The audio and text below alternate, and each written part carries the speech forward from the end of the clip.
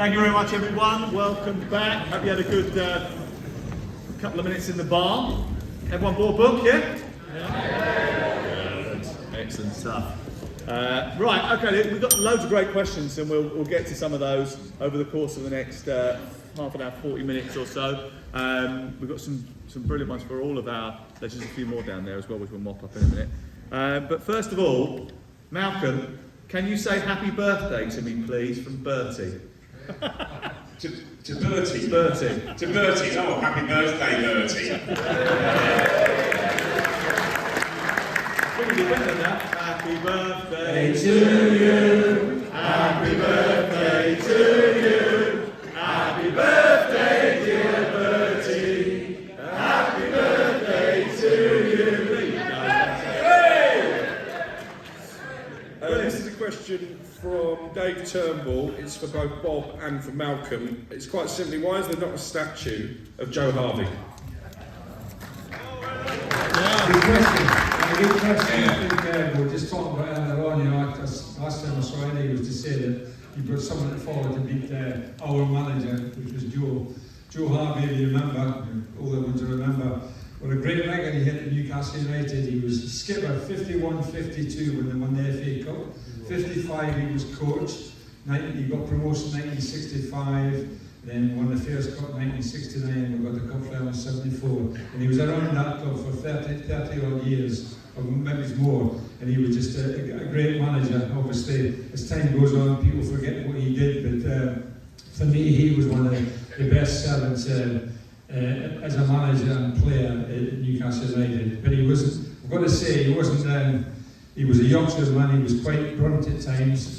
And there's quite a good story about when Gordon Marshall got promotion in 1965. I was quite young, and I was just a youngster trying to get in the team. But Gordon Marshall tells a story that after they got promotion in the summer, we only had 2 keepers, and Gordon thought, now was the time. Gordon was a big Scotsman. I couldn't dare say not the brightest, but he was quite down there. And Gordon decided that good time now was to ask for some more money. So he said, I went in to see Joe, and Joe, as normal, was sat at the desk. He was non-stop smoker, smoked all the time with Joe. So Gordon goes in, he knocks on the door, and Joe is doing something. But he goes in, Gordon says he's sat there, writing something with his fag in his mouth, and he went, "Oh, Gordon, what do you want?" And Gordon then decides that I thought I'd take the plunge and say, "I want a transfer." And Joe says, "Well, put it fucking right in there, piss off."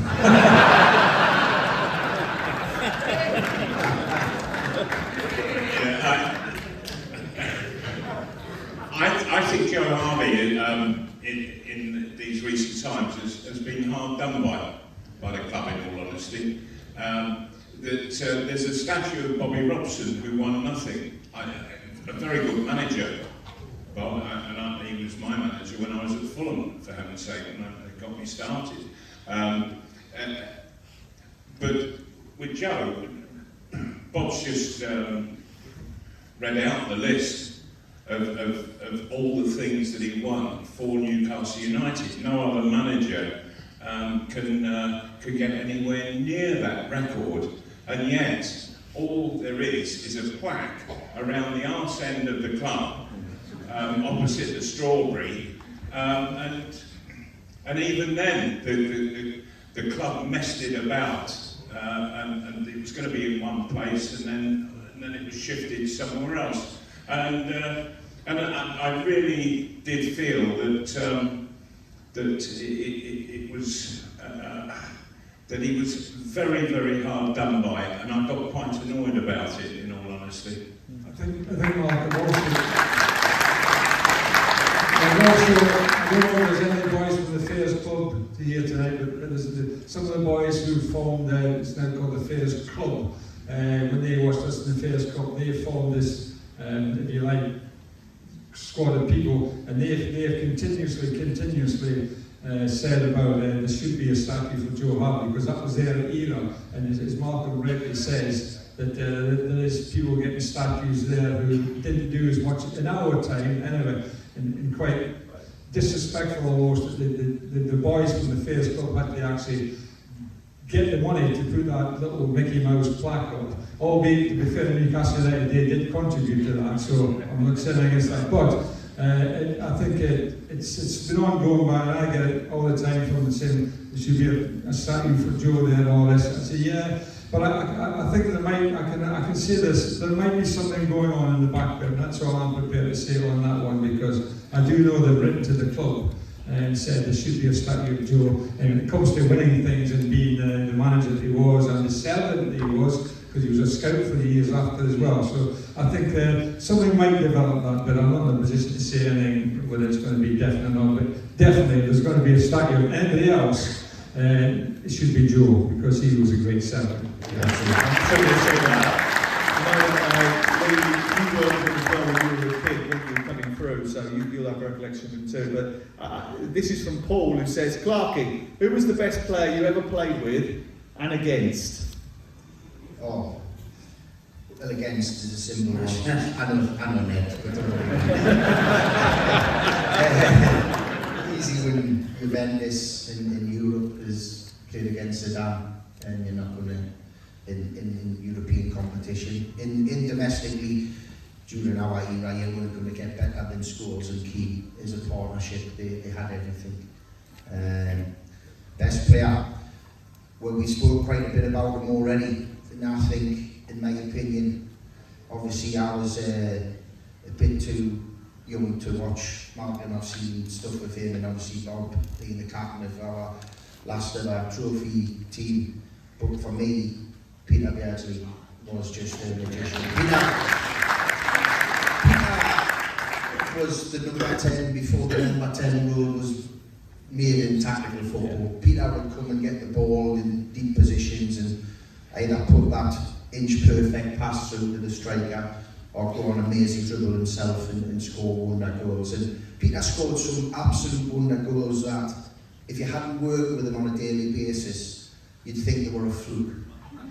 He scored a goal once against Norwich City in the Premier League. He had the ball in the east stand, attacking the Lasers end. He was out on the wing, and he seen the Norwich keeper come off his line expecting a cross, so Peter just hit it with a bit of swerve with the outside of his foot, and it went into the goal. And a lot of people were like, did he really mean that? A couple of days later, Wembley done exactly the same for England. So, and we knew we'd seen him do that on numerous occasions. He was an exceptional player. Must have been a number 9's dream. I'm sure Malcolm, being the famous number 9 for us, would have loved to have had a partner like Peter, because he was unselfish as well. He got just as much pleasure out of making goals for people as he did scoring. But he was that good. We played Spurs away once and won 2-1. He scored 2 identical goals where he dribbled past 5 or 6 players, all internationals for Tottenham at White Hart Lane. But it was like something you seen in the schoolyard when you were the best player on the school team. You just took everyone on and scored. Peter was doing it at the highest level. So. Nasha, listening to that, I can't believe you replaced me. I know. Sorry, Brian. I know you're feeling down about it. You're a big mate on it. Well, this is retribution to that day you cut me hair bit too short. That was a bad day. That was a bad day. Yeah, my mum was upset that day, I tell you. Your man punched me in the face. What happened? It's actually the game I told about, the book, my games, the Leicester City 7-1 at the end of our promotion season. And it's not the game because we had the league wrapped up, but it was because of the experience of the day. Leicester were a playoff team, we just blew them away, it was 6-0 at half time. Ned and Coley scored a hat each, and Sir John famously had said in an interview, I think he had a few sherbets, but he famously said, get ready to the Man Uniteds and the big boys in the Premier League and Europe because we're coming for you. And he got laughed out of town, but he was proved right. But on the day before the game was on a Sunday, Saturday at the training ground, it was like, we'd had a hectic week. We played at Grimsby too. We were pissed on. Yeah, I was just trying to be like making more professional men. So we played at Grimsby at Brundle Park to win to get promotion or to win the league. One of the two, anyways. And on the way home, wherever we seen like a Newcastle fan in a hotel or a bar, Kevin's got the bus to stop and we celebrated with them. So we got back to St James's 4-5 AM, absolutely blocked up. And we had one extra game, we rearranged match against Oxford on the Thursday before the season finished on the Sunday. And obviously we'd had a good drink. So the first half we were absolutely woeful.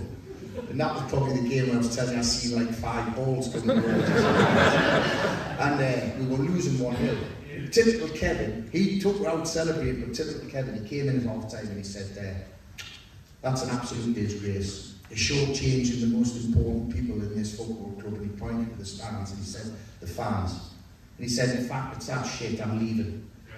He got in his car and went home. Half time. Yeah. Nick Corey scored, we ended up winning 2-1.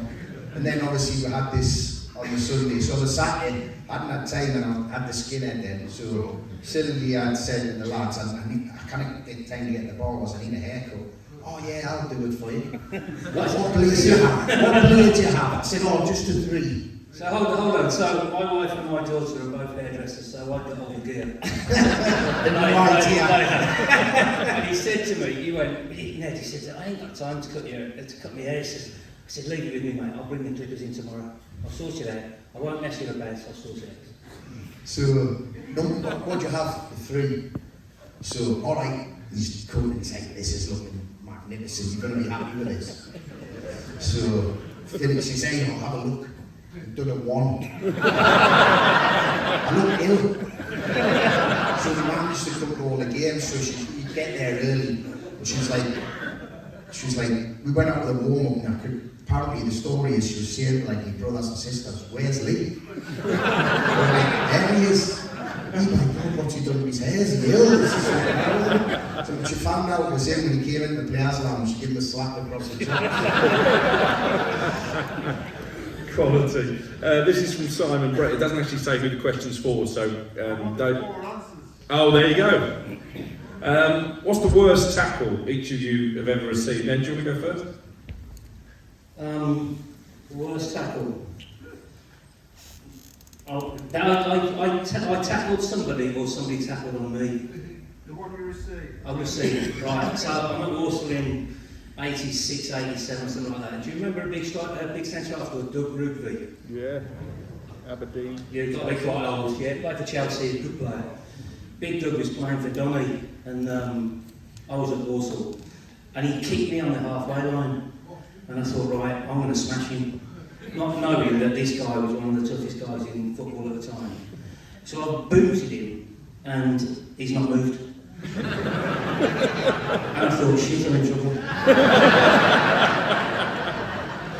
About 15 minutes later, I'm floating around on the right hand side and I'm dribbling past somebody and I've gone just about to cross over. And from absolutely nowhere, he takes me out and halves me in 2. I then decide that I'm going to punch him in the face. Which I did. He never moved. And he looked at me and smiled at me. And he went, come on then. And then I crumbled. I got sent off. He got nothing, didn't even get a yellow card, nothing. We didn't even get a free kick. That was my worst tackle. He was a beast.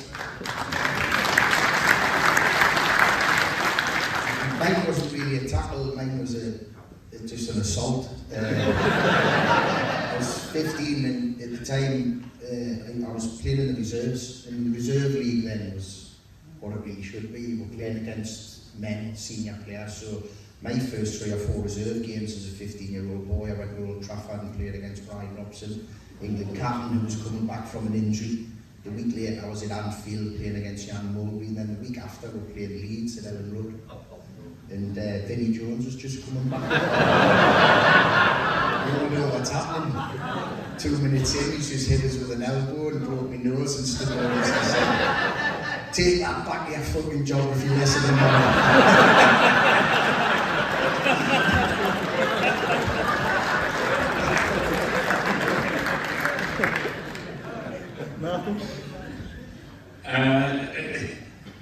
My home debut against Liverpool, and having scored a hat-trick, and the Liverpool goalkeeper, Ray Clemens, who I later spent time with in England, in the England squad hotels, and he always looked at me quite funny. And I was never too sure what it actually meant when he looked at me. Having scored the hat-trick, Ray Clements, who was the sweetest kicker of a ball you could ever wish to see, and he duffed a goal kick which was totally out of character, and he's duffed it and it's come bobbling out of the penalty area and sort of towards the centre circle, and it's come past Larry Lloyd, and I've gone to control it. It's bobbling all over the place, and it's sort of popped up, hit the shin, and it's gone up in the air. It's gone over Larry Lloyd, and I've sprinted past Larry Lloyd, but Ray Clements, he's way out of his goal, and he's just come sprinting straight at me. And I'm looking for the ball coming down, and I realised that I couldn't wait for it, so I've had to go up to meet it, and I've lobbed it over Ray Clements, and I'm watching it, and I've landed down back on the ground, and it's just hit the roof of the net. It's gone over the bar, and fallen on the roof of the net. And it was then that Ray Clements was hit me with 6 studs, and knocked all my teeth out, put parts of my face inside my mouth, and I still have to shave inside my mouth.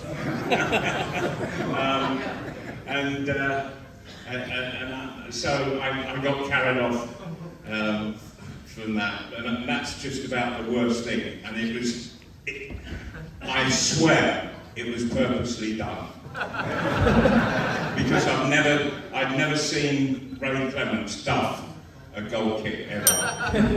And when you woke up in the dressing room afterwards, what did you say? Sorry? When you woke up in the dressing room afterwards... I was unconscious. Yeah, and what did you say? You woke up and you went... Well, actually, I woke up and Frank Clark, he was at the foot of the bed, but I had a habit of, before a game, where other players were getting all really wound up and nervous, some of them, that I would stay quite relaxed, and I could actually go and lie on one of the physio couches and fall asleep for 5 or 10 minutes. And so I came to, and I thought that was the situation. I thought the game hadn't happened. And I said to Frank, I've had the most ridiculous dream, Frank. And he said, no, this is stupid. He said, it's actually happened. And then, of course, I realised that I had a bit of a smashed up face and it was a bit sore. But yeah, there was a lot of kicking going on in that time, but I think that was the worst that I ever experienced. Bob? I'm trying to think of the worst tackle on me. This might be one for the other way round, I think. I've got to say that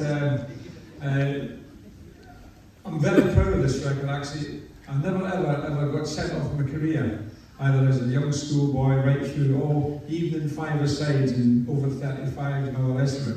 I never actually got sent off my career. A lot of people said I should have done, but there you go.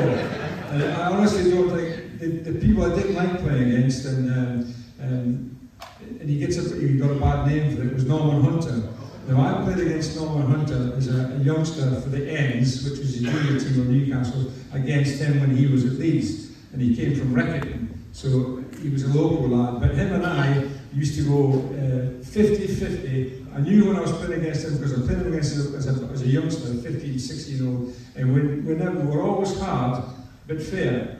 And Norman and he got a bad reputation, but I always thought he knew we were going to come, he'd hit you hard, but he wasn't dirty. However, I can't say that about some of the rest of the Leeds players, because I'm going to say that Paul Reedy, he went over the top of the ball at me once when, I don't know what I was doing near him anyway, but he went over the top of the ball, which I think is the worst tackle in the world, breaking leg, and I eventually got him back. It took me a year and a half to get him back, but I got him back. And the other one, which was naughty, was Alan Clark, who was a great goal scorer, But he used to, as a defender, when you clean the ball out, he would hook it away or whatever, and he would just come in and just leave his foot like that, and you actually damage yourself against his feet. And they had a few, and the master who taught them all was Bobby Collins. He taught, was the one that he taught Brenda. And all the Leeds players were great, were over the top of the ball, which I detested. Absolutely detested that. Andy says, Lee, who was harder, Killer or Batty? We were just talking about it, Neil Ned. Killer was a gentle giant. He just looked like horrible. He just looked frightening. But on the pitch, he was a great leader. What we needed at the time, when Ned was talking about all those youngsters, and we needed some leadership, and he was a great guy, but he was on the pitch, he looked after everybody. He was like the dad of the team and that.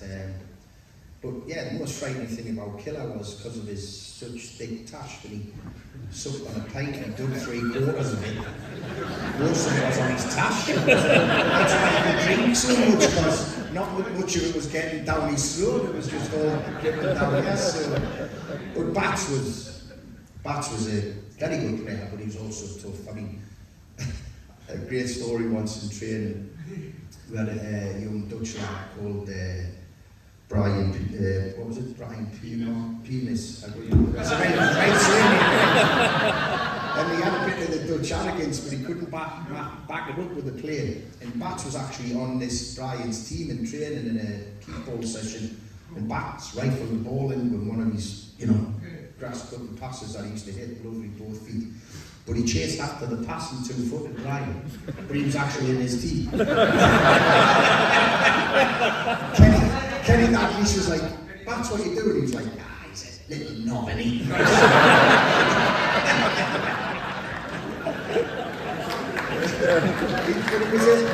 had a dry sense of humour, Bats. He was funny, because he never ever moved, did he? He lived in Wetherby, so when he went to Blackburn, he stayed living in Wetherby. When he came to us, he stayed living in Wetherby. Kevin used to always be saying, "You found a house yet, David?" He was like, "Oh yeah, actually I've got an appointment with the estate agent today," and Gaffer would walk off and he said, "Fucking no chance." Jack Ellis has got a question from Malcolm. He says, what is the best piece of advice you would give to a young footballer? I think the best piece of advice I can give them is my own personal sort of golden rule when it comes to goal scoring, and that is never be afraid to miss. I see players, they have a couple of misses and then they go goal shy, and they sort of come away from those kind of situations, so that they're not putting themselves into a further miss situation. If you're going to score goals, you have to miss. That's just common sense.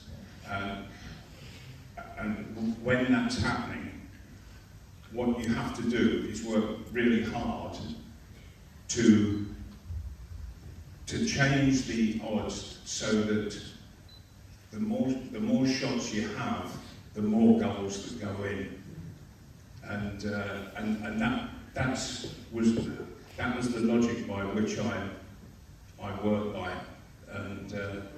And Bob calls me greedy, but it was my theory, you see.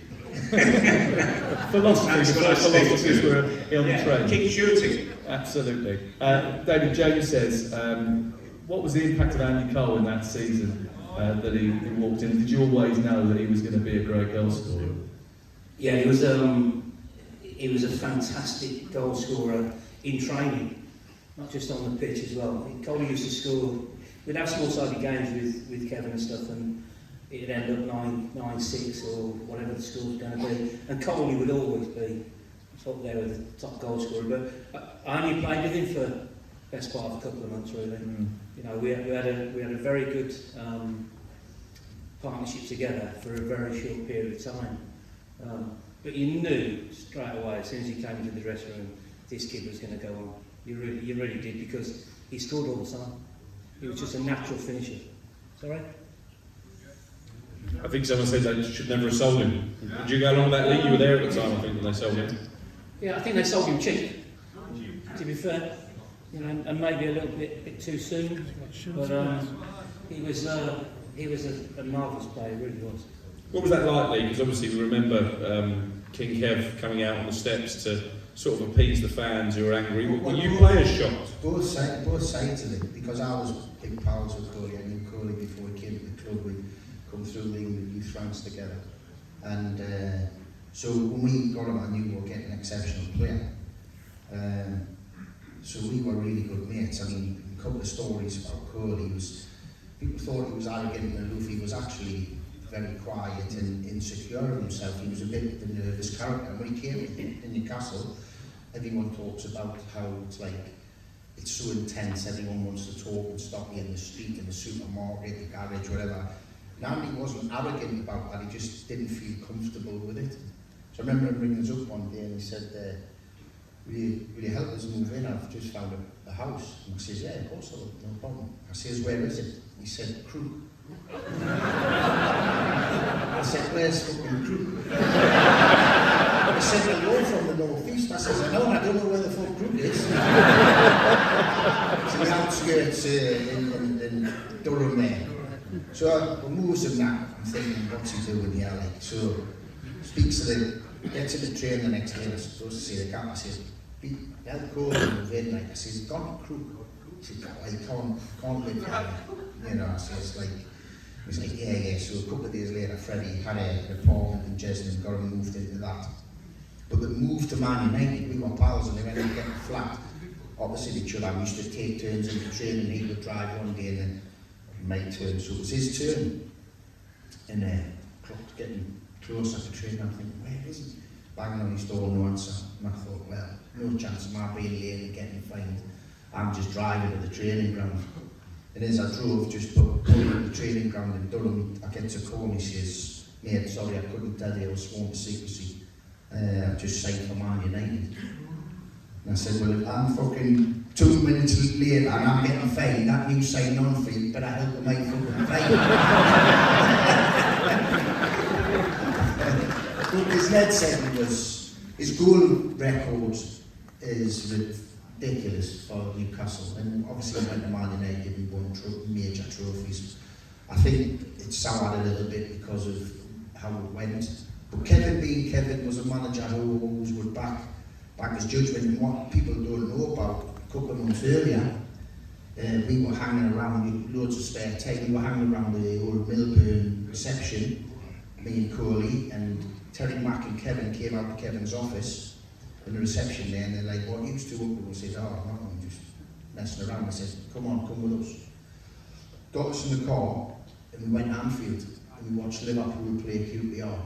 And Kevin turned to both and said, you fancy playing alongside him? And it was Les Ferdinand. I got the chance, Coley didn't. So that was it.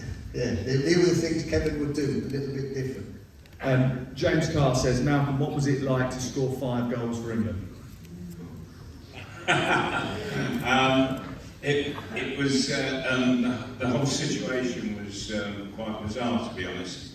That Don Revie had become the England manager. Big fan of yours? He was quite the opposite. And I'd been a regular in the squad with Alf Ramsey beforehand, and then with Joe Mercer for the summer. And Don Revie got the job. I was left out of the squad, his first squad, and I didn't. And he had 3 games, and they were all disastrous, and he was getting absolutely panned in the newspapers. And his next game was at Whitley, and the squad was issued, and I was in it. And I arrived at the hotel on the Sunday prior to the match, and there was Revie, and he used to have a big entourage all around him. And I went in, I said, Malcolm McDonald reporting, I said, no injuries from the game yesterday. And Revie said, I don't want you here. as far as I'm concerned, you've been foisted upon me by the press. He said, and if you don't score on Wednesday night, I'll never pick you again. Well, it just so happened that we were playing West Germany in their first game, having won the World Cup. So, I wasn't too impressed with that challenge that he had chucked me. Anyway, out we went, and it was the full World Cup final side that played. And midway through the first half, Colin Bell, he knocked a shot in from about 12 yards, made it 1-0, and that's how it stayed until about 20 minutes from the end, and a substitution had been made, and the right winger from QPR came on, and he chucked, he put a lovely cross in. Alan Ball had fed him in behind the fullback, and he's knocked a terrific crossover, and so I've got in on the far post, and I've nodded it in, and the end of the game came, and we've gone into the dressing room, and I was sat there, and in came Revy, and he went, well played Peter Shilton, well played Colin Todd, well played David Nish, and went all the way round, and he got to the 7, and he said, well played so-so, 8, well played Mick Shannon, walked straight past me, shook hands with the 11, and walked out of the dressing room, and I thought this is ridiculous. Anyway, so the next game, I arrived at the hotel on Sunday night, and I went through. There was Revy with his entourage around him, and I said, Mark McDonald, no injuries from the game yesterday. And he said, still the same applies. He said, I don't want you here, and if you don't score, I'll never pick you again. And I thought, oh, this is nonsense. Anyway, I knew Alan Ball extremely well, and I told Bally about it, what was going on. And Bally said, you've got to be kidding. No, he didn't. Sorry, I beg your pardon. He said, you've got to be kidding.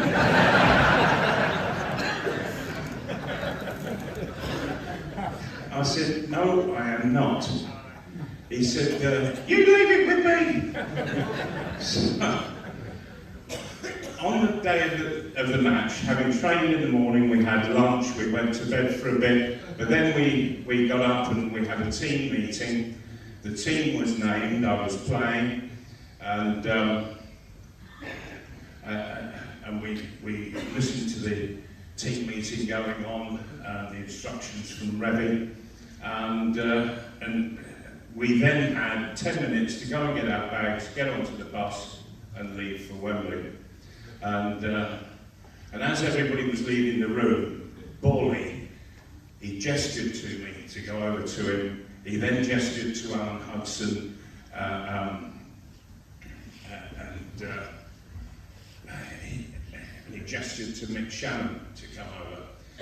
And he related the tale of the problem that I was having with Revy to these guys, and they said, bloody hell, that's so out of order. And so Bally said, okay, he said, I've got an idea for tonight. He said, if you're up for it. Yeah, we're up for it. He said, okay. He said, right, first of all, he said, a question for you. Have you any idea what the goal scoring record for England is? And we said, no, haven't got an idea. So Bally said, right, Willie Hall, 1938, scored 5 for England against the Northern Ireland over at Windsor Park. He said, tonight, he said, this man pointing at me, he's going to score 6, and us 3 are going to make all of them for him. How's that? And I just stood there, incredulous. I thought, wow, I've got these three great players, and they're just looking to make goals for me. So, we got to Wembley, and in about the 17th minute, Alan Hudson knocked a great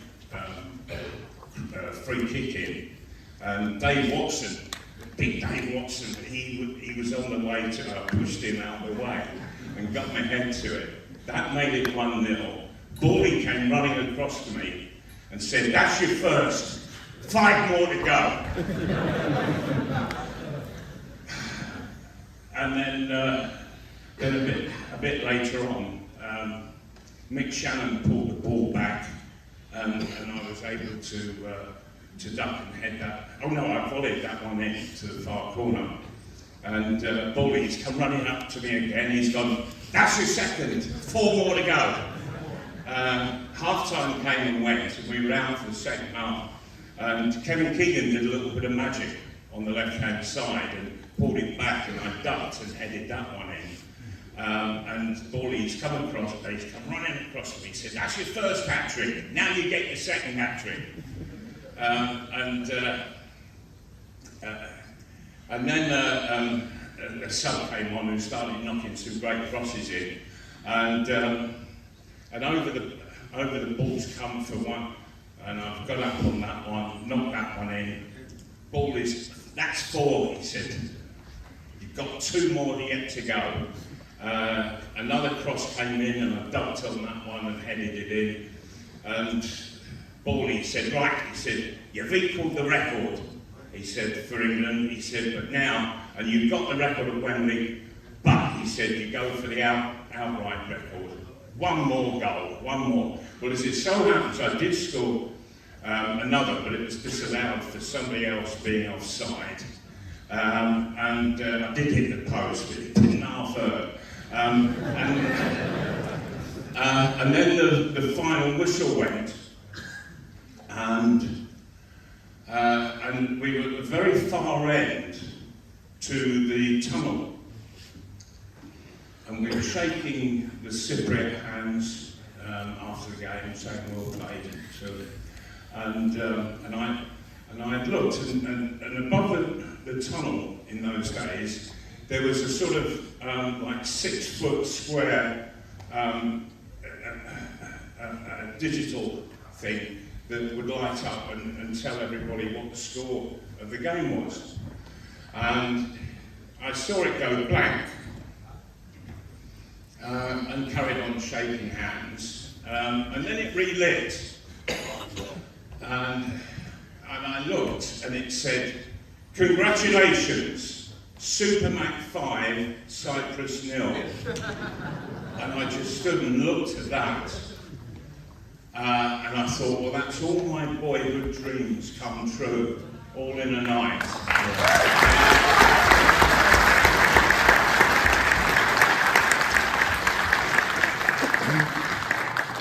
But then reality struck, and I thought, where are you, you bastard? Read that and weep, you bastard! Read that and weep!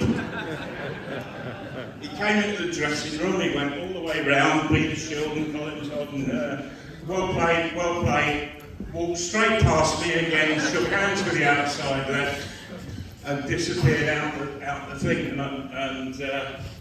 and I never played at Wembley again. That was my last game. Well, for England, anyway. A good way to sign off. We've got a couple of quick questions to go before we go, because we're running out of time. What have we got there? Yeah, this one's from Matthew Watson Broughton. It's for Bob. There's a present, apparently, that Jake has got by the stage. And the question is, can you tell us about having this in Lisbon and a bit more about the Fairs Cup trips away from home?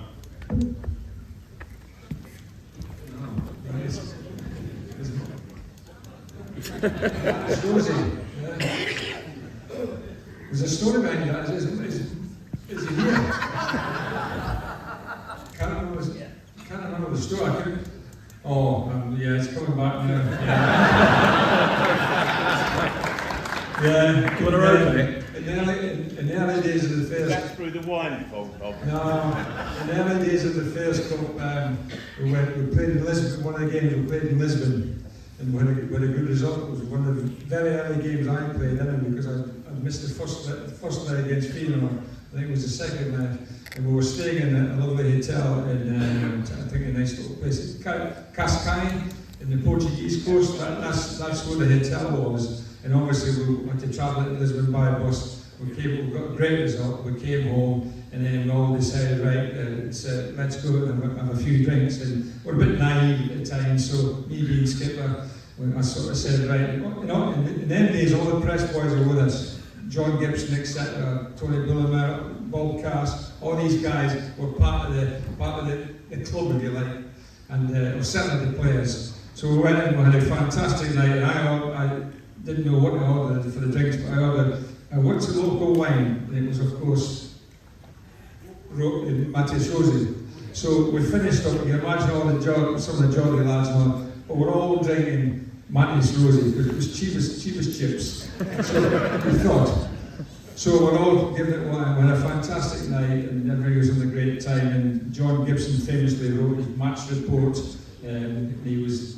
Everybody knows John Gibson, he was a bit pissed by the time he was finished. He had to write his report, and he's going, yeah. And the lads started chipping in and sort of saying, don't forget what I did, and Monica did this, and Willie went forward. He's writing it all down. Anyway, on that note, the next morning when he got up, and he was, I got a phone call in the room saying that there's somebody on the phone for John Gibson. So I thought, well, I better go and get them. So I went and knocked on the door, and John was flat out, whatever. And I says, the Chronicle's on the phone for you. You've got to give you a report. And he goes, oh, what are you talking about? I says, the Chronicle's on the phone, you've got to give you a report. So he grabbed his notes from the night before, saying, we all chipped in. So he read that out. So it was Monica did this, and went forward did that. And of course, he couldn't remember what he'd written the night before. Because the wine, of course, as always, everybody had a great night, and everybody buggered off, especially the press boys. And they all left off, so I was left to pay the bill. So somehow I managed to pay the bill, and that's where that story came from. We were drinking Matthias Roses like it was beer, and it was cheapest chips. But when the next morning, when I got on the bus, I said, right lads, thanks very much for leaving me on my own to pay the bill. And by the way, the bill is, and I gave them some astronomical number. No, shit. So I let them pay it, and then I did give them back at the end of the day. But that's a story. One of our first European campaigns, we drank Matthias Rossi. There you go. Took me a little while to remember. It was 55 years ago. Love it. Thank you very much. Thanks a lot. Is he here tonight? Matt, here? All right, there you are. Yeah. Thank you. I was struggling to remember that. Last question. Rob says, Liam, just sum it up for us really. What it was like, you'd left the club, you'd gone away, you'd come back again, and you were going to be one of the coaches, weren't you really? What was it like being asked to play in the Newcastle colours one more time? It's like it turned full circle. I never ever thought that I'd come back and have a second spell, and I was contemplating a couple of different moves. My contract had run out at Fulham. I was really settled in London, the family were happy, but you know, I spoke to Harry Redknapp at Southampton, didn't fancy that, went to see he was that impressive as a manager, I can't remember his name. Neil Warnock said to him that who was Leeds manager at the time. Kevin Blackwell. Wow, that was interesting to see that. And I just thought, you know what? And then obviously I had good friendship with Terry McDermott. Terry was working at the club, and he said, listen, why don't you come back and train with us for pre-season and just keep yourself in with the football fitness? And I did. A couple of weeks later, Graham Souness asked us and said, listen, we'd like to sign you, put you on a contract. Obviously, knowing it will be an emergency, if we need you to play, we know you're going through your coaching badges. You can, you know, and you can help run the reserve team and gain some experience with that. I thought, yeah, it ticks all the boxes. But there was 30 emergencies that season. And it was special because my kids were growing up then. and they weren't just listening to the tales or watching the footage or seeing the photographs. They could see that playing for their club that they now support, and that was special. And when that year came to an end, it was time for me to hang up the boots. And so for it to go full circle and you end up, you know, playing for the club twice that you love and you support since the age of 8, you know, and the local lad. I'm always going to talk about Joe as well, because that's something that's close to my heart in terms of, because the lads from 69 still don't get enough plaudits and recognition for what they've done, and especially Joe, as Malcolm and Bob said, his achievements both as a player and a coach and a manager, and then later as the recruitment officer when I signed as a schoolboy.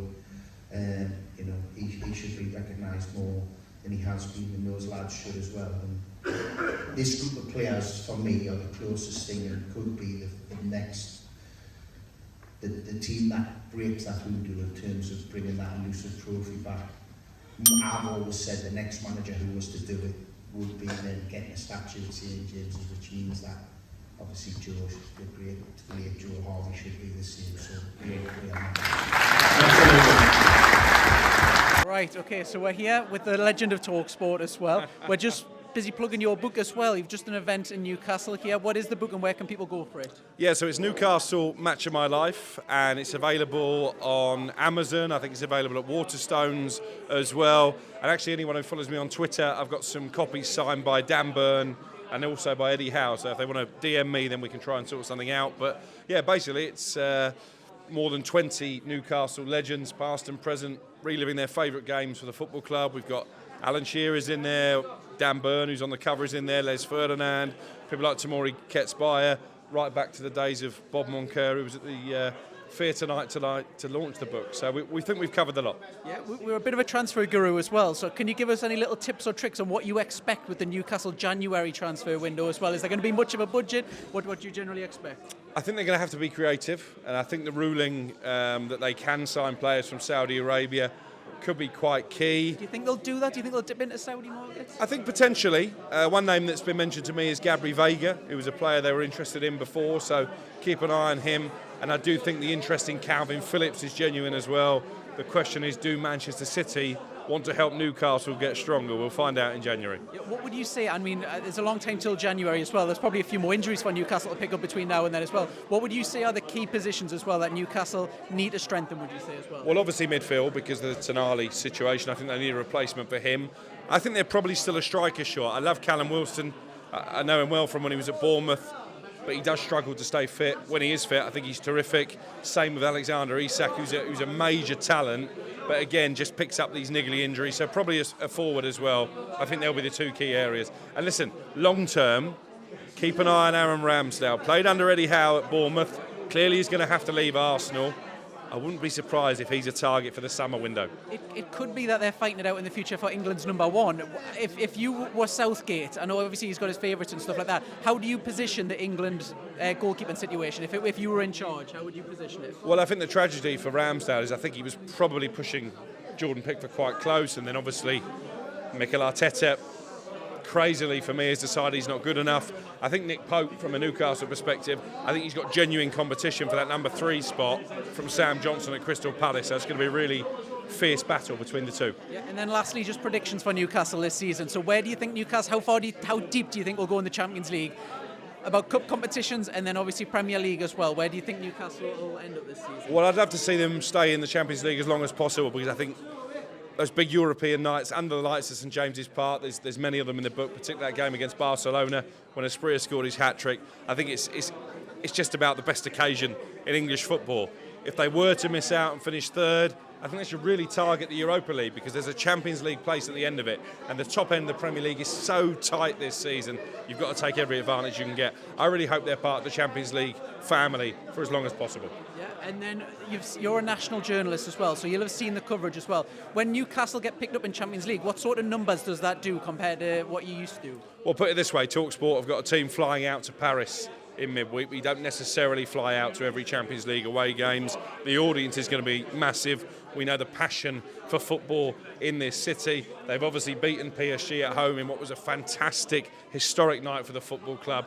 If they can pull that off again, the ratings are going to go through the roof. Yeah, and then position Premier League, where would you say? If you had to. I thought at the start of the season they would struggle to match what they did last year, just because of the level of competition. I thought Chelsea would be stronger. Extra games as well. Exactly, Liverpool would be stronger. Tottenham under Postecoglou would be decent, although they've got some injuries. I still think they can finish top 6. I think top 4 might be a tall order. I think Newcastle fans would probably agree with that as well. I think not many are anticipating top 4, but thank you very much for your time as well. Very much appreciated.